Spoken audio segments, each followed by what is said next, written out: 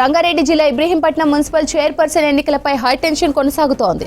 ఇక్కడ చైర్మన్ పీఠం దక్కించుకునేందుకు బీఆర్ఎస్, కాంగ్రెస్ ఎత్తుకు పై ఎత్తులేస్తున్నాయి. మున్సిపల్ ఎన్నికల్లో బీఆర్ఎస్ 13, కాంగ్రెస్ 8, బీజేపీ 2, ఇండిపెండెంట్ ఒక స్థానంలో గెలిచారు. దీంతో కాంగ్రెస్ బీఆర్ఎస్ క్యాంపులు పెట్టింది.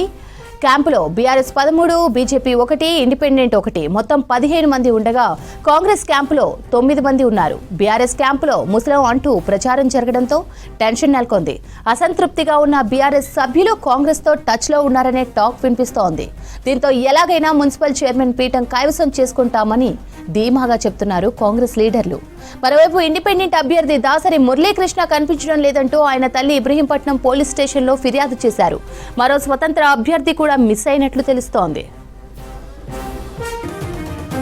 ఆయన ఇంత అవమానించడం ఎంత ఎవరు కరెక్ట్?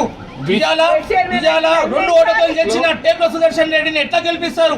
ఎట్లా ఇస్తారు? పక్క ఊరైన ఇబ్రహీంపట్నంలో 19 వార్డులు ఉన్నాయి, ఆయనకు ఎట్లా ఇస్తారు?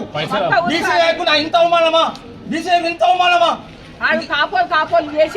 ఎవరు పైసా ఇస్తారు ప్యాకేజ్ కా?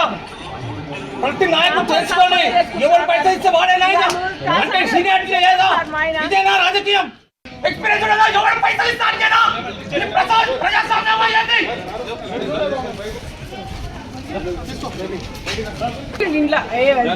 గెలిచిండు, ఏం చేసి వచ్చింది వండుకున్న వెళ్ళ తీసుకొని వెళ్ళిపోయాడు. దాని దగ్గర ఫోన్ లేదు, ఏది లేదు, ఏం లేదు. ఎవరు తీసుకుపోయారు మరి? బంటి తీసుకోపోయి ఆయన 5 సార్లు కంటిన్యూగా గెలిచింది సార్. ఇంతవరకు ఓటమి నాయకుడు ఆయన ఇంత అవమానించడం ఎంత ఎవరు కరెక్ట్? విజయాల 2 ఓటర్లు గెలిచిన టేకుల సుదర్శన్ రెడ్డిని ఎట్లా గెలిపిస్తారు? ఎట్లా ఇస్తారు? పక్క ఊరైన ఇబ్రహీంపట్నంలో 19 వార్డులు ఉన్నాయి, ఆయనకు ఎట్లా ఇస్తారు?